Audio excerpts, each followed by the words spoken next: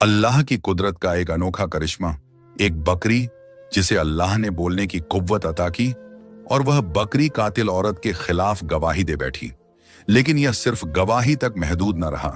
इसके बाद उस औरत के साथ कुछ ऐसा वाकया पेश आया कि पूरा गांव हैरान रह गया। इस सबक आमोज वाकये को आखिर तक जरूर सुने, क्योंकि इस कहानी में अल्लाह के अदल, सब्र और सच्चाई की अजीम निशानियां छुपी हुई हैं।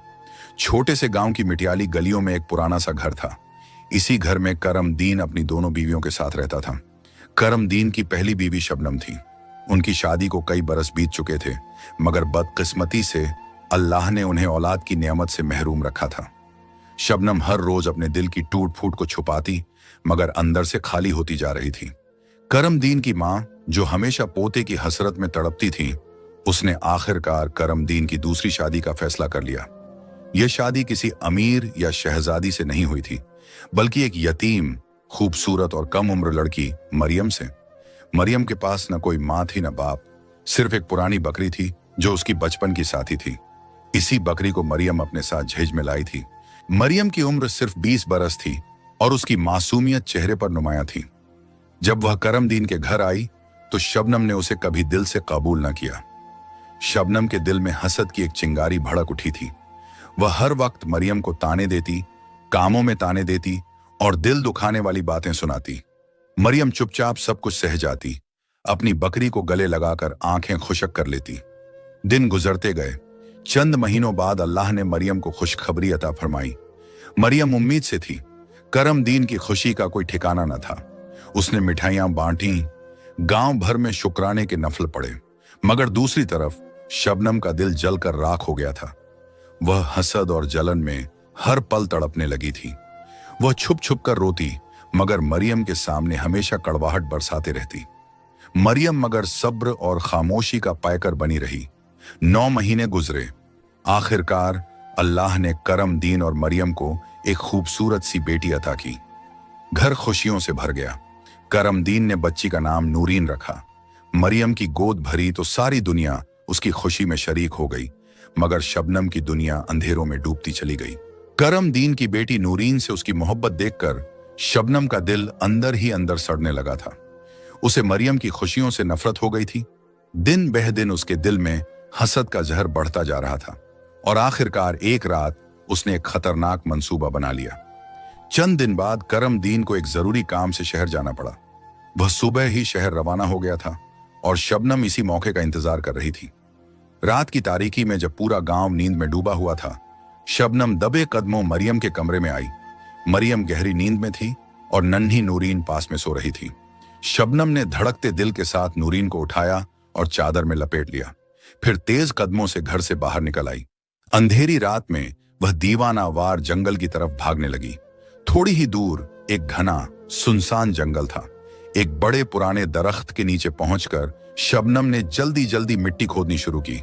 उसका दिल जोर जोर से धड़क रहा था, मगर नफरत ने उसकी आंखों पर पर्दा डाल दिया था। उसने नन्ही नूरीन को जमीन में फेंका और तेजी से मिट्टी बराबर कर दी, जैसे कभी कोई था ही नहीं। शबनम अपने इस खौफनाक जुर्म से मुतमिन होकर वापस पलट गई, मगर उसे मालूम न था कि मरियम की वही बकरी जो मरियम के जहेज में आई थी, चुपचाप पीछे पीछे आई थी और यह सारा मंजर अपनी मासूम आंखों से देख चुकी थी। अगली सुबह जब मरियम की आंख खुली तो उसका दिल बेचैन हो उठा। उसने देखा कि नूरीन बिस्तर पर नहीं थी। वह पागलों की तरह इधर उधर दौड़ने लगी। नूरीन, मेरी बच्ची, कहां हो तुम? मरियम की चीखों से घर लरज उठा। शबनम ने मगर दिखावे के आंसू बहाए, बड़े अफसोस से सर झुकाया और मकरब फरेब से मरियम के जख्मों पर नमक छिड़कती रही। इसी दौरान करमदीन भी शहर से वापस आ गया था। गांव में कहराम मच गया। लोग जट्ठे बनाकर जंगलों, खेतों और नदी किनारे बच्ची को ढूंढने लगे, मगर नन्ही नूरीन का कहीं नाम व निशान नहीं मिला। गांव वाले थक हार कर वापस आने लगे। मरियम के सीने में हर लम्हा एक तड़प, एक चीख बेदार हो रही थी। कई दिन बीत चुके थे, बच्ची का कोई अता पता न मिला था। मरियम हर दिन अपनी बकरी शेरी के साथ उदास बैठी रहती, दूध निकालती और अपनी दुख भरी बातें उस बकरी से कहती। शेरी, देखो ना, हमारी गुड़िया चली गई, कोई जालिम उसे ले गया और मैं कुछ न कर सकी। शेरी अपनी आंखें नम करके सर हिलाती। जैसे वह भी मरियम का दर्द महसूस कर रही हो। करमदीन की मोहब्बत अब भी मरियम के लिए कायम थी। वह रोज मरियम को तसल्ली देता, कहता, हमारी बेटी मिलेगी मरियम, सब्र करो। मगर दूसरी तरफ शबनम का दिल हसद की आग में मजीद जलने लगा था। शबनम ने अपनी शैतानी फितरत को मजीद बढ़ा दिया। उसने गांव के कुछ उबाश लड़कों को पैसे देकर मरियम के खिलाफ झूठी बदनामी फैलवा दी। अब गांव में चह मेघोइयां होने लगी। मरियम का किसी के साथ चक्कर है, इसीलिए उसकी बेटी गायब हुई है। ये जहरीली बातें आखिरकार करमदीन के कानों तक पहुंच गईं। उसके दिल में भी शक की काली बेल उगाई। अब करमदीन का रवैया मरियम के साथ सख्त हो गया था। छोटी छोटी बातों पर गुस्सा, नाराजगी और बदएतमादी छा गई थी। फिर एक दिन गांव वालों के दबाव, बदगुमानी और शैतानियत के जहर असर करमदीन ने मरियम को घर से निकाल दिया। मरियम रोते रोते खुले मैदान की तरफ निकल आई। उसके पीछे गांव के लोग जमा हो गए। किसी ने ताना दिया, किसी ने बद्दुआ दी और कोई उस पर मिट्टी उछालने लगा। मरियम की आंखों से आंसू झड़ी की तरह बहने लगे। उसका दिल टूट चुका था, मगर उसके साथ एक वफादार साथी था, उसकी बकरी शेरी। इसी लम्हे अचानक शेरी ने जोर से आवाज निकाली, इतनी बुलंद कि पूरा गांव दहल उठा। शेरी, जो अल्लाह के इज़्न से बोलने लगी थी, सबके सामने बोल पड़ी, गवाह रहना है लोगों, नूरीन को शबनम ने जिंदा दफन किया था। मैंने खुद देखा था। मरियम पाक दामन है, मासूम है, गुनाहगार शबनम है। पूरा गांव सकते में आ गया। सबकी नजरें हैरत, शर्मिंदगी और खौफ से शबनम की तरफ उठी, जिसका चेहरा सफेद पड़ चुका था। करमदीन का सब्र जवाब दे गया। उसने शबनम को जोरदार थप्पड़ मारा और दहाड़ा, बोल, मेरी बेटी कहां है? शबनम, जो अब पछतावे की आग में झुलसने लगी थी, रोने लगी और कहा, जंगल में उस घने दरख्त के नीचे मैंने दफन किया था। करमदीन, मरियम और गांव वाले भागते हुए जंगल की तरफ दौड़े, मगर वहां जाकर देखा तो मिट्टी का गड्ढा खुला था और अंदर कोई बच्ची न थी। करमदीन और मरियम का रोते रोते बुरा हाल हो गया। उन्हें लगा शायद कोई जंगली जानवर उनकी बच्ची को निकाल कर ले गया है। वह पूरे जंगल में पागलों की तरह दौड़ते रहे, चीखते रहे, नूरीन, नूरीन, कहां हो मेरी बच्ची? मगर जंगल की खामोशी के सिवा कोई जवाब न मिला। कई दिनों की बेकरारी और तड़प के बाद एक दिन अल्लाह वाले बुजुर्ग करमदीन के गांव में तशरीफ लाए। करमदीन, जिसने शबनम को उसके गुनाहों की सजा के तौर पर तलाक दे दी थी, अब सिर्फ मरियम के साथ अपनी अधूरी दुनिया संभाल रहा था। वह दोनों अल्लाह वालों के कदमों में जा बैठे। करमदीन ने लरजती हुई आवाज में कहा, बाबा जी, हम दिन रात अपनी गुमशुदा बेटी की जुदाई में तड़पते हैं। वह जंगल से गायब हो गई थी। हमारी जिंदगी में अब सिर्फ दुख, सब्र और बेबसी है। हमारी बेटी हमें कैसे मिलेगी? प्लीज दुआ करें। अल्लाह वाले बुजुर्ग खामोश हो गए। कुछ लम्हे आंखें बंद किए, खामोश मुराकबे में रहे। मरियम की आंखों में आंसुओं की झील थी और करमदीन का दिल बेचैन धड़क रहा था। थोड़ी देर बाद बुजुर्गों ने आंखें खोलें। वह सब उस घने दरख्त के नीचे बैठे थे, वही दरख्त जहां से कहानी का दर्द शुरू हुआ था। बुजुर्ग ने भारी गूंजती हुई आवाज में कहा, सुनो बेटा, तुम्हारी बेटी तुम्हें मिलेगी, मगर हर चीज का एक वक्त होता है। तुम्हें अल्लाह ने आजमाइश में डाला है। तुम्हारी बेटी तुम्हें अब से पूरे 10 साल बाद मिलेगी, जब वह 12 साल की हो चुकी होगी। करमदीन और मरियम एक दूसरे को हैरत और बेबसी से देखने लगे। बुजुर्ग ने मजीद कहा, याद रखना, तुम्हें इसी दरख्त के पास तुम्हारी बेटी नजर आएगी। अगर आज से 10 साल बाद तुम्हें कोई 12 साल की लड़की इसी दरख्त के नीचे खेलती या घूमती नजर आए, तो समझ लेना वह तुम्हारी नूरीन है। इससे पहले तुम लाख चाहो, मगर तुम्हें वह न मिलेगी। वह इसी जंगल में है, अल्लाह की अमान में है, मगर वक्त से पहले तुम्हारी आंखों के सामने ना आएगी। यह सुनकर मरियम फूट फूट कर रो पड़ी। करमदीन ने अपनी मुट्ठियां भींच ली, मगर दोनों ने सर झुकाकर अल्लाह के फैसले को कबूल कर लिया। उस दिन के बाद मरियम रोज उस घने दरख्त के पास आती। कभी घंटों वहां बैठी अपनी बेटी के तसव्वुर में डूबी रहती, कभी खामोशी से दुआएं करती, कभी अपनी बाहों को खोलकर हवाओं से लिपटती, जैसे अपनी नूरीन को गले लगा रही हो। करमदीन भी अक्सर वहां आता, बैठता, रोता और आसमान की तरफ नजरें उठाकर कहता, या अल्लाह, हमारे सब्र का फल हमें अता कर। यूं करते करते पूरे 10 साल का अरसा बीत गया। वक्त ने मरियम के चेहरे पर कुछ और झुर्रियां डाल दी थी। करमदीन की कमर थोड़ी झुक गई थी, मगर उनके दिल में अपनी बेटी के लिए मोहब्बत और उम्मीद की रोशनी पहले दिन की तरह ताजा थी। एक दिन हसब मामूल मरियम सुबह जल्दी उठी, अपनी बकरी शेरी के साथ घने दरख्त के नीचे जाकर बैठ गई, जहां वह बरसों से अपनी बेटी का इंतजार करती आ रही थी। वक्त धीरे धीरे गुजरता रहा। अचानक मरियम की नजरें चौंक गईं। एक 12 साल की खूबसूरत लड़की भागती हुई मुस्कुराती हुई इधर आ रही थी। लड़की को देखकर मरियम का दिल धड़कने लगा, मगर जैसे ही उस लड़की की नजर मरियम पर पड़ी, वह अचानक रुक गई और उसकी आंखों में आंसू झिलमिलाने लगे। वह पलटकर वापस जाने ही लगी थी कि मरियम तड़प कर पुकार उठी, बेटी रुको, कौन हो तुम? इस जंगल में अकेले क्या कर रही हो? लड़की पलटी, मासूमियत से बोली, मैं यहां अपने बाबा के साथ रहती हूं। आगे हमारी एक छोटी सी झोंपड़ी है। मरियम का दिल जोर जोर से धड़कने लगा। उसे फौरन अल्लाह वाले बुजुर्ग की बात याद आ गई। इससे पहले कि मरियम आगे बढ़कर उस बच्ची को गले लगा लेती, वह कुछ कहने ही वाली थी कि वह बच्चे जंगल की तरफ दौड़ गए।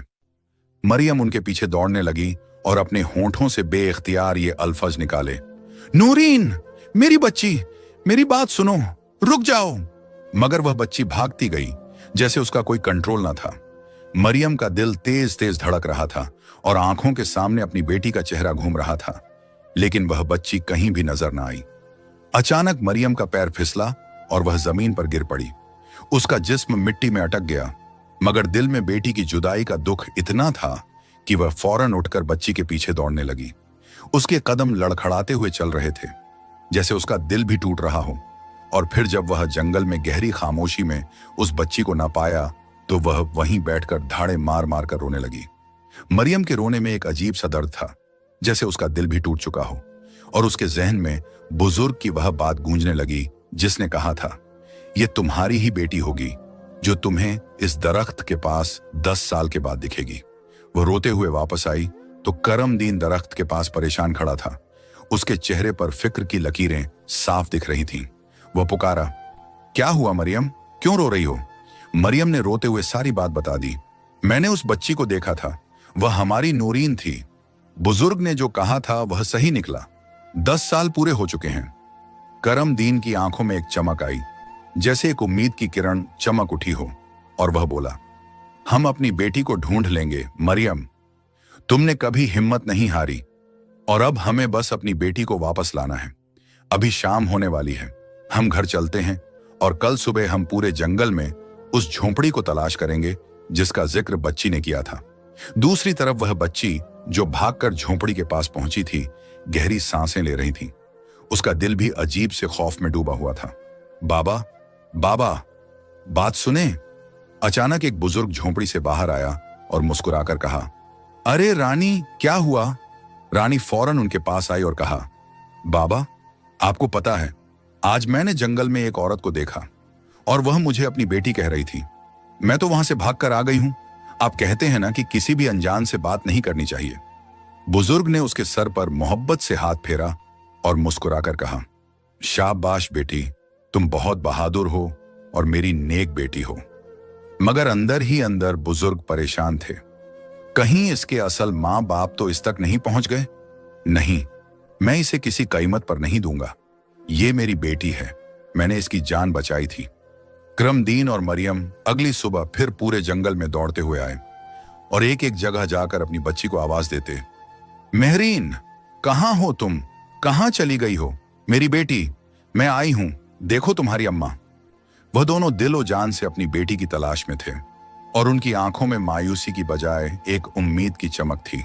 लेकिन फिर भी पूरे जंगल में खामोशी छा गई। वह झोंपड़ी भी कहीं न मिली जिसका जिक्र बच्ची ने किया था। शाम होने को आई और दोनों की तलाश एक और नाकामी की तरफ बढ़ रही थी। मरियम की आंखों में आंसू थे और उसका दिल भर आया था, मगर वह हिम्मत न हारने का फैसला कर चुकी थी। अगली सुबह फिर एक नई उम्मीद के साथ वह जंगल में आए और जैसे ही वह थोड़ा आगे बढ़े, उन्होंने एक बुजुर्ग को देखा जिनके हाथ में एक सफरी बैग था और दूसरे हाथ में बच्ची का हाथ पकड़ा हुआ था। वह 12 साल की खूबसूरत और मासूम सी बच्ची थी जिसकी आंखों में एक मखसूस चमक थी। मरियम ने जैसे ही उसे देखा, उसकी जबान से बेख्तियार निकला, करमदीन, यही है हमारी बच्ची। करमदीन और मरियम फौरन बुजुर्ग के पास पहुंचे और कहा, बाबा, हमें आपसे बहुत जरूरी बात करनी है। ये बच्ची हमारी है। बुजुर्ग ने उन्हें सख्ती से देखा, जैसे उनके दिल में एक खौफ का तूफान उठा हो, और कहा, क्या कह रहे हो? ये मेरी बेटी है, तुम्हारी कहां से आ गई? बुजुर्ग का चेहरा बेचैनी से बदल चुका था। करमदीन ने उनके सामने आकर कहा, तुम्हें खुदा का वास्ता है, हमारी फरियाद सुनो। फिर करमदीन ने रोते हुए सारी कहानी सुनाई। 10 साल पहले मेरी बीवी ने हमारी बच्ची को दफन कर दिया था, और फिर जब हम जंगल में वापस आए तो हमने देखा कि हमारी बच्ची वहां नहीं थी। बुजुर्ग ने कहा था कि तुम्हारी बेटी तुम्हें 10 साल के बाद मिलेगी। जो भी उस दरख्त के पास बच्ची तुम्हें दिखे, वो तुम्हारी बेटी है। यह सुनकर बुजुर्ग चंद लम्हों के लिए खामोश हो गए, और फिर एक गमगीन मुस्कुराहट के साथ उनकी आंखों में आसमानों की गहराई की तरह एक तूफान उठा और वह रोने लगे। नहीं, मैं अपनी बेटी नहीं दूंगा, ये मेरी बेटी है। अगर तुम लोग इसका ख्याल रखते तो तुम इसे दफन होने नहीं देते। मैंने इसकी जान बचाई है, और अब ये मेरी बेटी है। करमदीन और मरियम ने फौरन उनके आगे हाथ जोड़ दिए और कहा, यह आपकी ही बेटी है। आप जब चाहें इनसे मिलने आ सकते हैं, मगर हमें हमारी औलाद वापस दे दें। हमने इससे बहुत अरसे तक जुदाई काटी है और बहुत तकलीफें झेली हैं। अब अल्लाह ने हमें हमारी बेटी से मिला दिया है, तो हमें हमारी बेटी वापस कर दो। कुछ लम्हे वह बुजुर्ग सोच में गुम रहे, और फिर आहिस्ता से रोते हुए कहा, हाँ, ये तुम्हारी बेटी ही है, मगर मैंने इसे अपनी औलाद से बढ़कर चाहा है और इसे पाला है। करमदीन और मरियम ने फौरन उनका शुक्रिया अदा किया और अपनी बेटी को गले लगा लिया। वह लम्हा बहुत खास था, क्योंकि वह सब अपने सब्र का फल पा चुके थे। अल्लाह ने उनकी दुआओं का जवाब दिया था और वह अपनी बेटी को वापस पा चुके थे। उनके चेहरे खुशी से दमक रहे थे। पूरा गांव हैरान रह गया। जो लोग कल तक मरियम को बदनाम कर रहे थे, आज उसके सब्र और सच्चाई के सामने सर झुकाए खड़े थे। अल्लाह ने उनके सब्र का सिला दिया था, उन्हें उनकी नूरीन लौटा दी थी।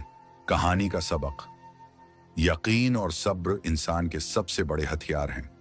जुदाई हमेशा के लिए नहीं होती। दुआ से हर नामुमकिन चीज मुमकिन हो जाती है। अल्लाह के करम से बिछड़े हुए भी मिल जाते हैं, और जालिमों को उनके अमाल का बदला मिलता है। अगर आपको हमारी यह कहानी पसंद आई हो तो हमारे चैनल को सब्सक्राइब करना मत भूलें, और कमेंट्स में अपनी कीमती राय जरूर दीजिएगा कि आपको यह कहानी कैसी लगी।